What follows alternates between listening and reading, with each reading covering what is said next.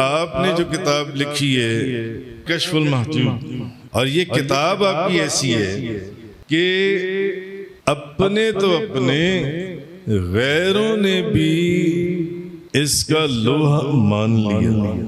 जमात इस्लामी के अमीर मियां तुफैल मोहम्मद वो लिखते हैं कि मैं जब साहिवाल जेल के अंदर वहाँ कोई फराइज सर अंजाम दे रहा था, मैंने किताबों की फहरिस्त मंगवाई तो मैंने कश्फुल महजूब शरीफ मंगवाई तो मैंने उसका मुताला करना शुरू किया। वो कहते हैं कि मैंने जब ये किताब पढ़ी कश्फुल महजूब शरीफ, अभी मैंने चंद सफ़े पढ़े थे तो मेरे दिल में ये बात घर कर गई कि ये किताब दिलों को बदल देने वाली किताब है और इस किताब को अवामुन नास के अंदर आम कर देना चाहिए।